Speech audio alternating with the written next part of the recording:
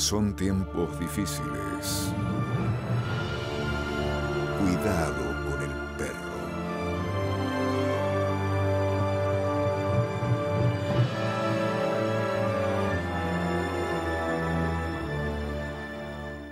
¿Qué tal? Buenas noches. La cucha del Bobby, el espíritu de nuestro perro real, yo, imaginario, de conocer personas que tienen mucho que ver con la cultura mendocina.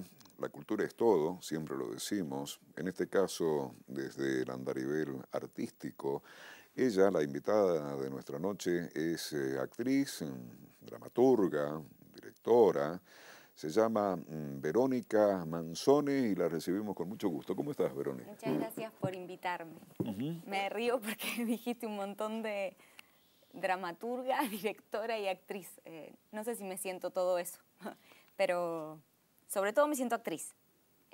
Y en este caso estoy dirigiendo y me hice cargo de un poco de la dramaturgia, pero bueno, como te decía fuera de cámara, es una dramaturgia colectiva, grupal. Entonces cuando dijiste dramaturga me sorprendió escucharlo. Sí, no, me sorprendí a mí mismo, pero en todo caso intuyo que no es falsa modestia, sino actitud autocrítica que debe tener quien hace teatro con seriedad, ¿no? Sí, son igual categorías roles que han ido modificándose con el tiempo, ¿no? Hay un paso del tiempo interesante con estos roles. Y hoy en día normalmente los teatristas, como se le dice, no son una sola cosa, no son, normalmente, digo generalmente, son actores y directores o actores que trabajan también en el texto y bueno, se van como prestando los roles. Por eso digo, la categoría gigante de dramaturga y no sé si me siento todavía ahí en ese lugar. Pero la verdad es que hice un trabajo dramatúrgico con esta obra específicamente, así que está ¿Cómo? bien dicho. ¿Cómo? Bueno, la obra nace sin un texto a priori, sino que teníamos alrededor de 20 textos que nos gustaban, entre ellos textos latinoamericanos, europeos, norteamericanos. Y lo que hacíamos era trabajar con estos textos y reescribirlos a partir de. Y lo mismo hicimos con cuentos, hicimos un trabajo de reescritura con el cuento de Barba Azul, con noticias de diarios, con manifiestos feministas, no sé, trabajamos con un montón de materiales, más allá de los teatrales. ¿Y con qué tema, con qué hilo conductor? Bien, no lo teníamos muy en claro cuando empezamos. Cuando nos juntamos, que fue la primera reunión que tuvimos con la otra directora, que es Agustina Tornelo, lo único que teníamos en claro era que queríamos armar un equipo artístico conformado enteramente por mujeres. No sabíamos de qué iba a hablar la obra, tampoco teníamos muy claro cuáles eran los textos de partida, pero la primicia fue esa, trabajar con mujeres y que se hablara de lo que se hablara, la mirada fuera femenina.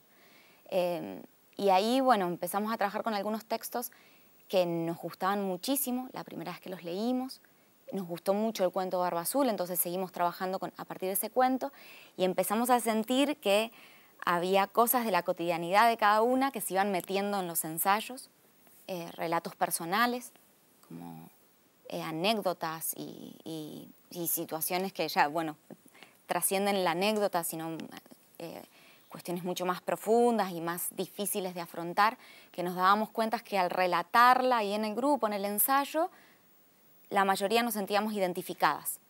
Entonces ahí empezamos a abrir los ojos. Bueno, acá hay algo de lo colectivo que va más allá del relato íntimo y personal.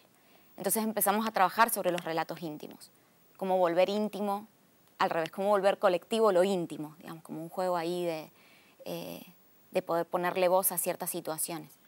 Entonces la obra es una gran mezcla entre textos de autor reescritos y adaptados en el cuerpo de las actrices, cuerpos muy singulares, mezclados, como te decía, con noticias de diarios, más nuestras historias personales, nuestra vida. ¿Qué obra? Ya van como 4 veces que te pregunto. Sí. Jardín, Inventario arde. de un jardín que arde se llama la obra. Es un inventario, claramente. La obra es un inventario, como fragmentariamente se va contando estos pedacitos de vidas, que algunos son nuestros y otros son de otras y de otros. ¿Qué metáfora hay con el jardín? sin quemar la fruta, como No, dicen no, en el no, sí, barrio. obviamente. Bueno, el título igual es muy poético. Había muchos títulos y votamos por este. Jardín viene de las flores y ahí como decidimos trabajar con la metáfora de la flor, con la imagen o el imaginario que provoca la flor, que por un lado siempre se lo asocia con lo femenino, pero al mismo tiempo yo llevo flores a la tumba. Entonces, con estas dos cosas tan opuestas entre sí, digo, a nivel de imagen, nos gustaba trabajar durante el proceso. Y en el proceso apareció un texto escrito por una de las chicas a partir de una de las reescrituras que hicimos de Barba Azul, donde ella mencionaba, en muchos momentos del texto mencionaba las flores, aparecían las flores. Y después empiezan a aparecer en otros textos las flores, las flores, las flores. Entonces nos parecía que había algo ahí del imaginario de la obra que tenía que quedarse, y que tenía que quedarse no solamente en los textos, sino que tenía que ser parte del título. Por eso aparece la idea de jardín como un conjunto de cosas que son estas flores, que bueno, como trabajamos con el cuento de Barba Azul, son las mujeres muertas de Barba Azul. Sí, cuarta vez o quinta que nombras a Barba Azul.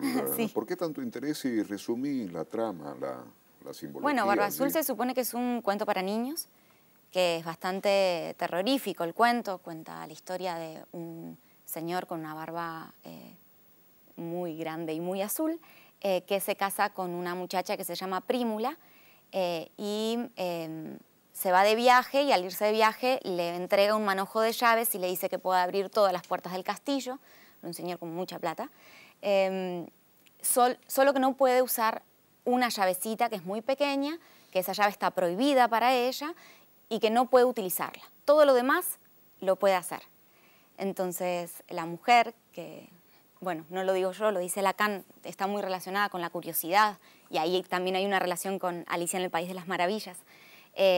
Obviamente abre todas las puertas del castillo y abre la puerta pequeñita, y en la puerta pequeñita hay un montículo de cuerpos que son todas las anteriores mujeres, esposas de Barba Azul, que ha ido asesinando.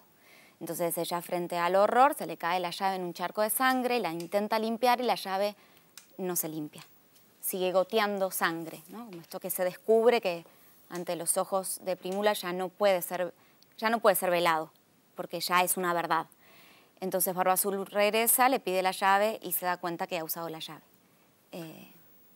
Claro. Bueno, repasemos un poquito. Mujeres que se juntan con la voluntad de hacer algo desde la condición de mujeres. Sí. Después descubren más o menos qué hacer, lo van armando. Sí. Mirada de mujer.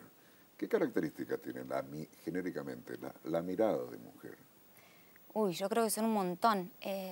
Lo que nos pasó en el proceso es que, como no fue una búsqueda a priori, nos fue sorprendiendo esas características que vos decís. Y una fue empezarse a preguntar ciertas cosas. Como, bueno, una de las preguntas que aparecía era, ¿qué significa ser mujer? Pero acá, en este aquí y ahora, ¿qué significa ser actriz?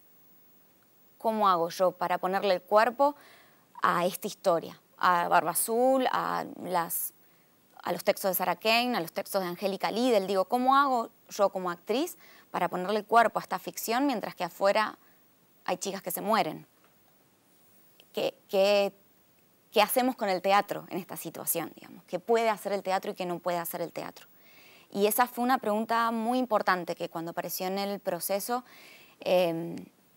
yo desde la dirección, y hablándolo mucho con la otra directora, con Agustina, yo le decía, acá nos tenemos que parar, porque yo creo que el kit de la cuestión está en esta pregunta. ¿Qué puede hacer el teatro y qué no puede hacer? Por eso termina convirtiéndose como en una gran pregunta sobre el teatro, la obra. Bueno, discúlpame, Sí. ¿qué no puede hacer y qué puede hacer el teatro? Bien, bueno, frente a eso, lo más interesante de todo es que no le dimos respuesta, sino que fue una gran pregunta que motivó ciertas escenas.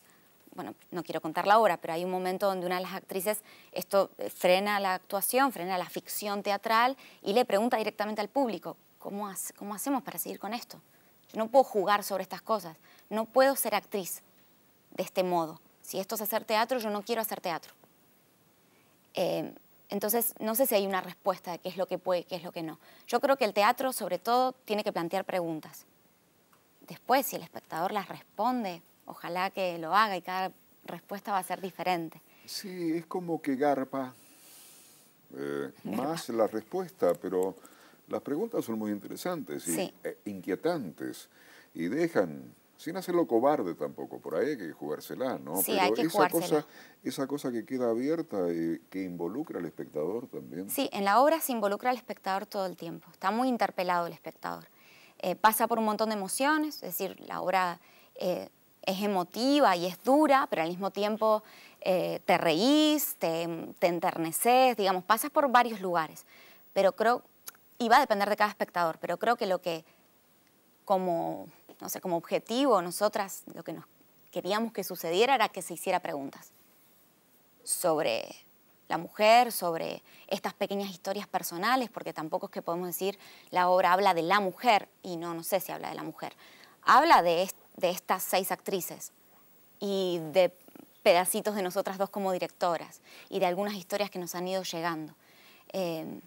Pero sobre todo plantea preguntas Sí. como esta, como la del teatro. ¿Y qué historias, qué pedacitos de esas 6 mujeres, si puedes contar? Bueno, trabajamos sobre algunos tópicos como disparadores. Uno fue las frustraciones amorosas. Entonces fuimos recolectando frustraciones propias y frustraciones de otros y de otras. Y esa, por ejemplo, es toda una escena, ¿no? Donde se habla de la frustración en el amor. Hay otro bloque que tiene que ver con el amor en sí mismo. ¿Qué hago cuando amo? ¿Cómo amo? Y cómo me siento cuando no me aman, ¿no? También como hay como el encuentro con el desamor. Y después, te digo, es muy fragmentaria la obra. Hay como un poco de todo, pero mezclado en cada una de las escenas. Después hay una escena que nace de una recolección que hicimos de piropos callejeros, que al final de los piropos no quedó casi nada, quedó uno solo, pero hubo todo un trabajo sobre los piropos que nos reíamos porque empezamos a encontrar en internet que había categorías de piropos. Había piropos en relación a la comida, piropos de albañiles, piropos para embarazadas, piropos para chicas de más de 20, piropos para chicas de menos de 20, digamos, era todo un mundo muy terrible, que además a nosotras nos pasaba que al pasarlos escénicamente nos pasaban un montón de cosas corporalmente, y a nosotras que veíamos de afuera también, como, bueno, un poco catartizar eso que nos molesta del día a día del ser mujer. Y eso trabajamos muchísimo tiempo. Y de ahí salió toda una escena, bueno, que hay una cocina, están cocinando, porque hubo todo un trabajo con la idea del cliché, ¿no? La mujer que está en la cocina. Y de ahí, bueno, sale toda una historia de una de las chicas que va relatando una situación que tiene de acoso en un bar. Sí, más allá del teatro, pero siempre está el teatro, siempre está la mirada Sí, del siempre. teatro, ¿no? Esquemáticamente, siempre ha habido un mundo femenino, trato de hacer una caricatura de síntesis, un mundo masculino, dificultades relacionales, y muy al parecer, desde hace un tiempo a esta parte, esas dificultades, en términos de relaciones amorosas, están planteando mayor nivel de dificultad, esquemáticamente. ¿Hay una suerte de nueva mujer? Sí, yo creo que sí. Yo creo que sí. Cuando hicimos el ensayo, hicimos un ensayo abierto antes de estrenar y invitamos a personas que nos interesaba su mirada, ¿no? Sobre la obra. Y una de las amigas que fue a verlo, que es escenógrafa, reparó mucho ella sobre una de las escenas, que es una de las frustraciones, bueno, en realidad es una de las actrices que lee una carta a un amor. Y en la carta se ve un amor romántico, ¿no? Este amor de la mujer que tiene que dar todo por él, ¿no? Que da todo hasta la vida, ¿no? Que puedo ser capaz de dar mi vida. Y hay una crítica a eso. Y hay muchas mujeres que ya no queremos de ese modo. Y antes era bastante normal querer hasta las últimas circunstancias. Digo, siempre desde lo femenino, ¿no? El hombre siempre está esperando los gestos de amor de parte de ella y él casi nunca los da. Digamos, hay una crítica a este amor romántico. Lo que espero que él me dé, las flores, los bombones, los chocolates, no sé, como toda esta cuestión muy rosa, que claramente hay una visión de crítica y hay muchas mujeres que estamos pensando diferente. Ya hay otros modos de amar distintos. Tema que está atravesando la sociedad contemporánea, ¿no? Sí, totalmente. Y, Sí. No, completa la idea. eso que nos pasó con la obra, que todas estas cosas se fueron metiendo en el ensayo. No hubo manera de frenar esto. Decían, bueno, si está golpeando tanto la puerta es porque tenemos que hablar de esto. Bueno, estamos ya para ir a la primera pausa, pero el lugar común, la vida desborda y pide teatro. Podría ser una imagen poética. Sí, totalmente. Es que la teatralidad no es algo que le pertenece al teatro. Agarrate. Ya volvemos.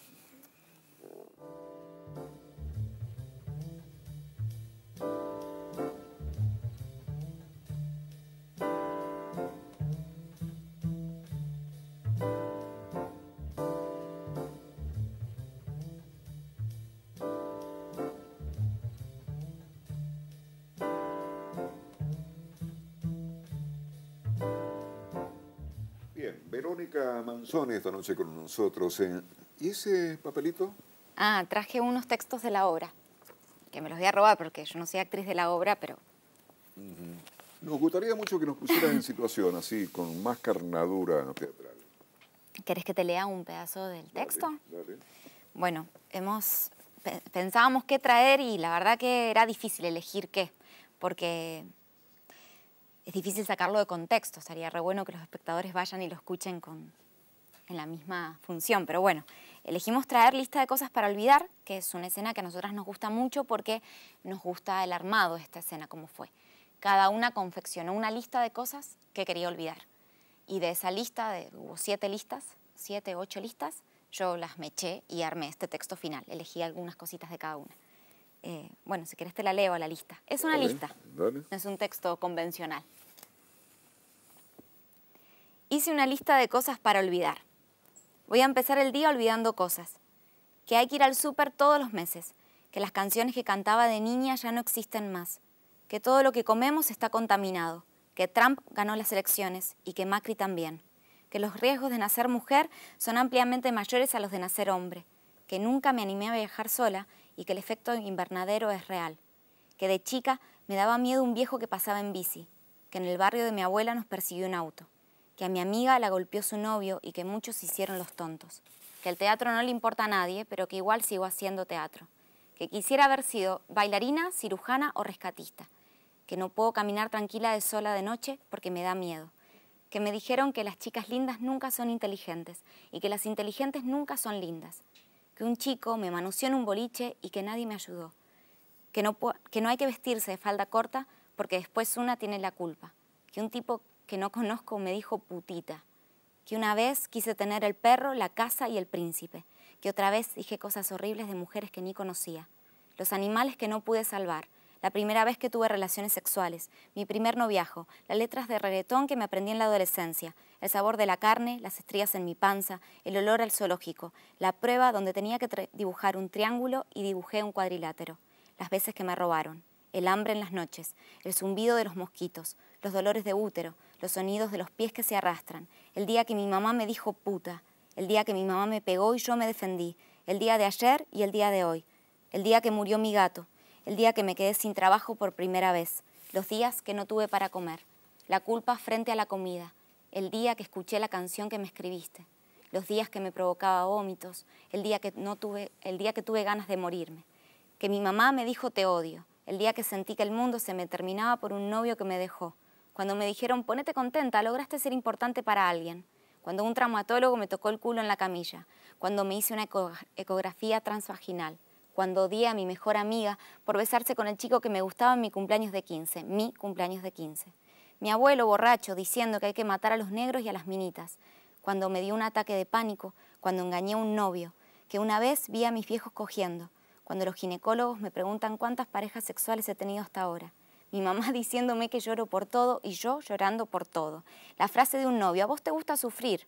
Que mi abuela me contó que a los 16 años le hicieron un aborto sin explicarle nada. Las responsabilidades que no me corresponden, el olor a criolina, las sombras de la noche, el quédate calladita, no digas nada, El flash de los boliches, los brackets y el pelo corto, las despedidas, el rencor, mi violencia, tu violencia. Que el mundo es una mierda lleno de mierdas comiendo mierda, pero que igual es precioso y vuelvo a creer. Que no quiero morirme sola, que cuando estoy sola a veces puedo ser un monstruo, que a veces los hombres son monstruos, que me dan miedo y asco, miedo. El miedo. Quisiera sobre todo olvidar el miedo. Olvidar el miedo. ¿Y por qué hay que olvidar todas las otras cosas? Y nos parecía un acto de catarsis, primero. Y segundo, quizás olvidar para después seguir con algo que sea mejor, para poder modificar los pasos. Sí, estoy pensando que estuvo muy bueno que leyeras porque se completa todo lo que charlamos o Recién. dijiste al principio. Y tiene una carnadura dramatúrgica, finalmente, muy potente. O sea, como que no han andado con chiquitas, al hueso. Fuimos al hueso. La Al obra va hueso. al hueso. La obra va al hueso. Empieza de a poco, pero termina yendo al hueso. Está bueno, y con el nivel clásico de empatía, de identificación, o sea, yo soy espectador, voy a ver esta obra de teatro y me pones contra la pared. Y si soy mujer, más todavía. Sí. ¿No? Sí, pasa eso, está pasando eso en las funciones. Nosotras sospechábamos que iban a pasar algunas cosas, pero la verdad es que la obra ha tomado como un vuelo que no todo pudimos sospechar desde un principio. Y una es la emoción con la que salen los espectadores. Yo creo que tiene que ver con la identificación con estas actrices, primero porque actúan desde un lugar muy verdadero y muy genuino, y porque las cosas que están en escena son reales, son genuinas, nos pasan a nosotras, les pasan a otros y a otras. Entonces hay algo ahí de la identificación en primera persona que, bueno, te hace preguntarte cosas a vos mismo, decir, bueno, ¿y qué hay de esto en mi vida? Y eso es fuerte. Y bueno, estamos diciendo lo mismo con palabras distintas, me parece, pero la identificación ni hablar, el lenguaje directo. Vos me dijiste una lista, pero yo descubrí imágenes poéticas allí. ¿Cómo era el juego ese de la mierda, de la mierda, de la mierda? Que el mundo es una mierda lleno de mierdas comiendo mierda. Y bueno, tenés poesía ahí. Sí, sí. Es dura, pero es poesía, Sí, ¿o no?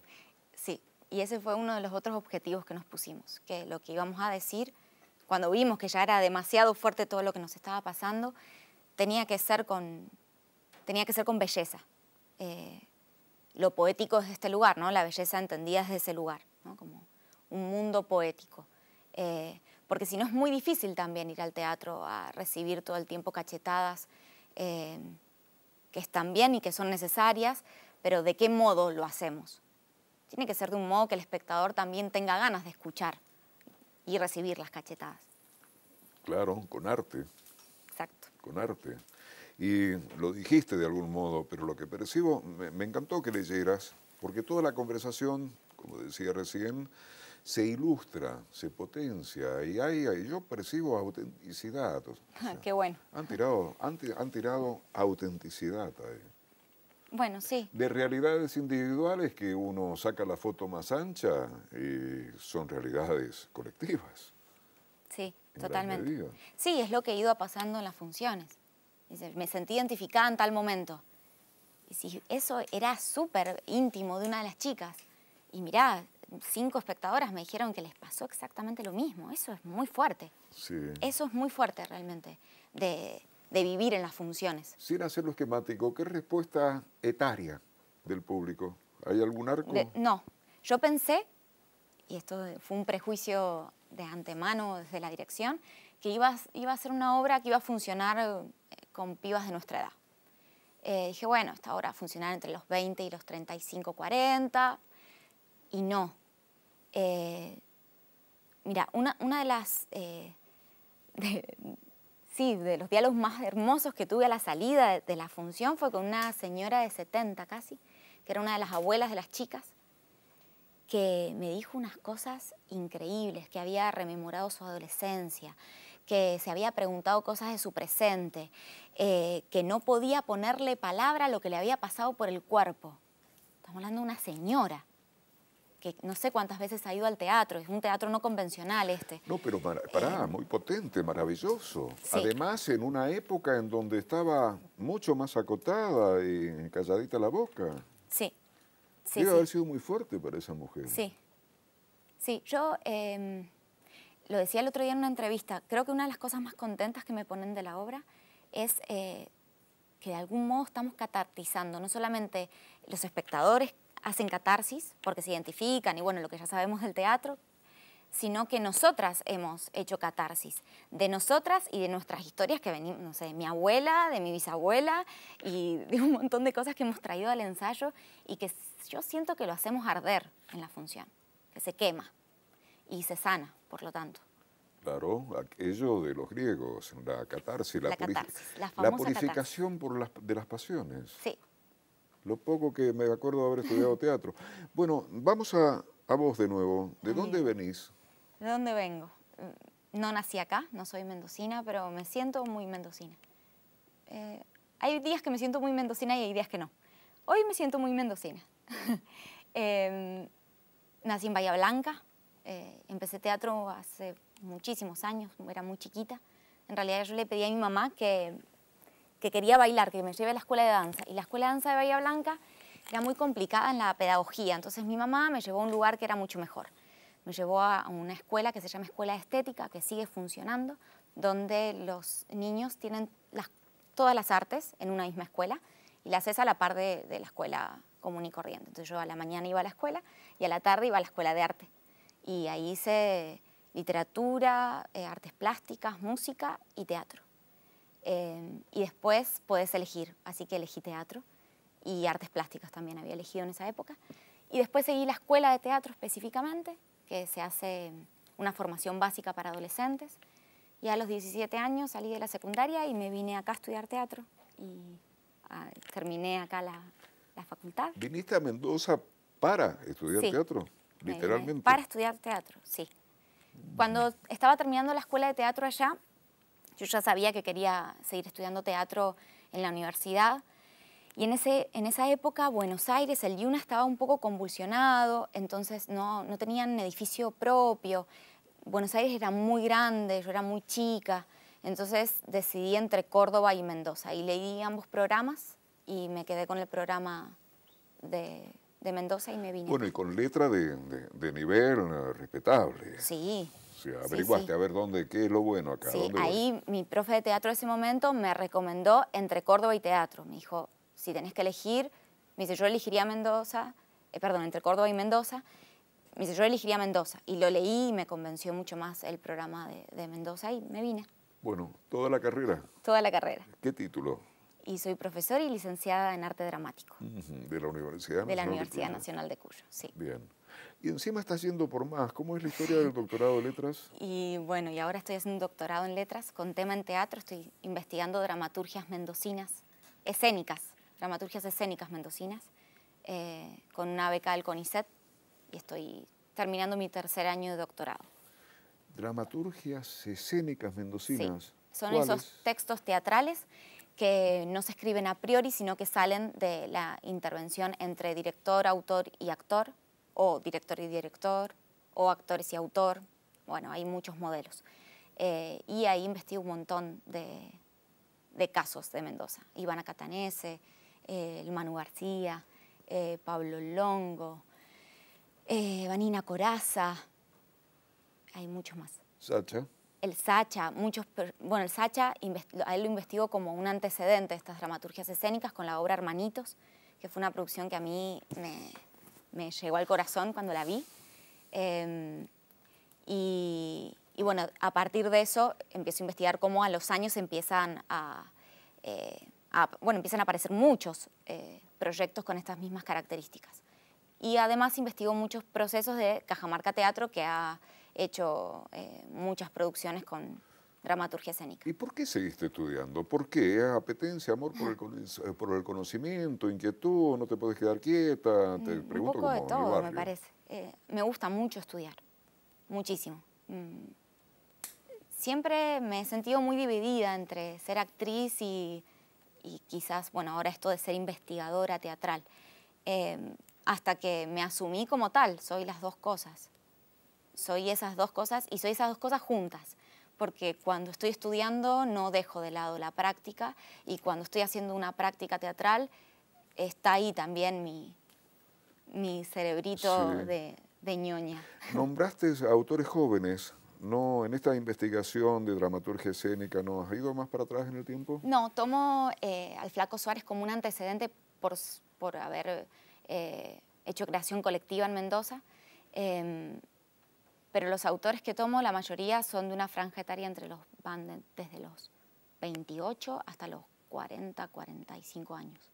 Y el caso, bueno, justo Cajamarca Teatro tiene una producción que es Ruido Blanco, donde dirige Víctor Arrojo y la dramaturgia final la hace Sacha Barrera Oro. Entonces, bueno, ahí hay una mezcla etaria, porque el grupo Cajamarca tenemos de todas las edades. Bien, asegurando el segundo bloque. ¿Te gusta el teatro, me parece? Me encanta. Ya volvemos.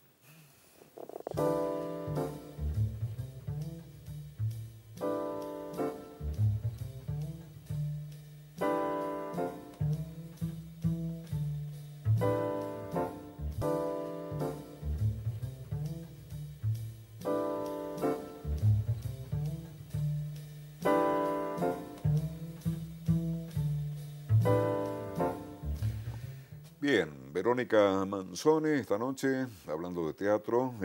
¿Qué tenés ahí? ¿Otra Tengo otro partecita de la obra? texto. Sí, Dale. lo vamos a leer. Es el texto final de la obra, para que se ubiquen los espectadores cuando vayan a verla. Atravesar paredes y flotar como algo etéreo. Eso me encantaba. Tiene sus bondades la muerte. Lo que más extraño es oler las flores. Gracias por haberme vaciado cada día un poco. Gracias por haberme manoseado con tus palabras. Gracias por opacarme los días, por nunca creer en mí. Gracias por escaparte, por tu cariño mentiroso, por apagarme, por apagarme, por apagarme. Por dejarme machitar y secarme como si mi vida fuera entre dos carillas de un libro gastado. Pero no, floto. Y a vos te va a tocar lamer mis huesos mañana, olerme el pelo limpio, hermoso y no poder tocarlo. Gracias por apagarme. Te dejo un beso que seguro no pasa la cerradura de tu encierro o tu cierre podrido, pero te lo dejo igual. El cariño, las flores y el viento van para donde quieren. Bueno, es búsqueda, es autenticidad, porque estamos hablando de teatro, estoy enfocado en la obra, pero estoy abriendo más el foco de la imaginación. Estamos hablando de cómo empezó la conversación, casi, estamos hablando de la mujer hoy, Sí, ¿no? sí, sí. Sí, totalmente. Nos cuesta a nosotras decir que hablamos de la mujer. Siempre hemos sentido que era una manera de abrir esto íntimo y chiquitito, nuestra pequeña verdad. Que parece que, bueno, que muchas se sienten identificadas en esa pequeña verdad. Y creo que es que cuando algo es tan auténtico y tan verdadero, se contagia, se propaga, se permite escuchar. Y bueno, eso está bueno. Pero algo está pasando, evidentemente, hay una búsqueda existencial. Tengo una amiga que da cuenta de que la mujer está, para ser gráfico, o intento serlo, en una transición, en un periodo de transición que quizás lleve 10, 20, 30 años. No sé Sí. si es una sobreactuación, pero algo está pasando. Sí, totalmente, totalmente. Nosotras nos pasaba en el ensayo que teníamos que frenar el ensayo para discutir cosas sobre el feminismo, por ejemplo. Hay muchas cosas que uno ignora, que repite, porque el discurso es lindo y lo repite y no sabe exactamente qué es lo que está diciendo. A mí este proceso me acercó a preguntarme más y más profundamente las preguntas y a leer más. Decir, bueno, me están pasando estas cosas, ¿de dónde viene esto? ¿Por qué me estoy haciendo estas preguntas? ¿Por qué a mi amiga que está al lado le pasan estas cosas y no se hace preguntas? Bueno, yo la voy a ayudar también a preguntarse. Entonces, como de algún modo, y al ser un colectivo de mujeres, lo que una no se pregunta se lo preguntó la otra. Entonces, en la charla, en el diálogo, y el camino se hace mucho más corto, o al menos menos dificultoso. Sí, y hay un mundo, un universo allí con muchos matices, porque Lo que se ha visibilizado, como se dice ahora mediáticamente, es la violencia de género. Ni Sí, hablar de ese es un tema muy serio y muy preocupante. Pero respecto de lo femenino, hay sí, muchas hay muchas noticias. cosas que salen de. Nosotras empezamos desde ese lugar, desde este universo femenino. Bueno, cómo plantarnos en el escenario desde este lugar. Y eso abrió miles de puertas. Algunas no las pudimos tocar, porque si no la obra iba a durar 5 horas, ¿no? Sí. Había que recortar. Y nos quedamos con lo más genuino, con lo que sentíamos que era más verdadero, con lo que a nosotras nos movilizaba más, con textos que sentíamos que se nos detenía el tiempo. Hay una autora que a mí me gusta mucho, que tiene un libro sobre dirección teatral, que se llama Anne Bogart. Y ella dice que para hacer teatro uno tiene que preguntarse qué cosas lo hacen a uno detenerse. Y yo usé mucho ese planteamiento de Anne Bogart para la obra. Yo no sabía dirigir porque es la primera vez que lo hago. Entonces iba ante esas cosas que me hacían detenerme, esas cosas que realmente me impactaban y no hacían que yo tuviera una respuesta de toque así, rápida, era porque ahí me tenía que detener. En ese lugar había conflicto, había tensión, había preguntas, había todo un mundo que había que ir descubriendo, buscando. Bueno, y el proceso fue un poco así, de mucha búsqueda, Sí. mucha incertidumbre, a veces con bastante miedo ante esa incertidumbre, porque es difícil también estar en esos lugares. Pero valiente también, porque sin querer, sin hacerlo prejuicioso, estaba pensando que sos muy joven para dirigir. Soy ¿Y muy por qué joven. no? ¿Por qué no? Son caminos, son búsquedas. Bueno, sí, antes de eso hubo mucho miedo igual. Yo hacía un montón de ganas que tenía, hacía mucho tiempo que quería dirigir y no me animaba. Por muchos prejuicios también, cosas heredadas, porque hay que tener cierta vida teatral antes de animarse a ¿Qué dirigir. le pedís a una actriz arriba del escenario? Lo de lo genuino es muy importante. Que no Eh, actúe. Creo que es una de las primeras cosas que pido. Pinti Saba, creo que le pregunté qué le robaste, comillas, a Alberto Fernández, a uno de los maestros Ujú. míticos, Sí, o Augusto sí, sí. Fernández, Augusto Fernández, de los pesos pesados históricos de la enseñanza de la actuación en la Argentina, y en el sentido de la verdad. Contestó. Totalmente, sí. Primero, me parece que ante todo es confianza.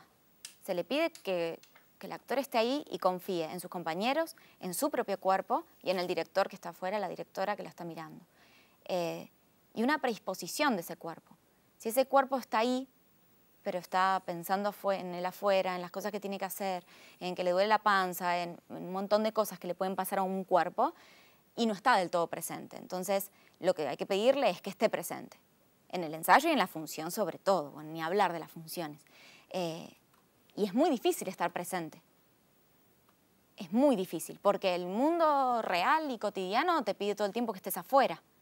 Entonces, entregarse a la escena, decir, bueno, voy a estar acá este tiempo necesario y voy a estar acá para vos, es muy importante y es muy difícil conseguir personas que tengan las ganas de entregarse de ese modo. ¿Y Eh, por qué es difícil?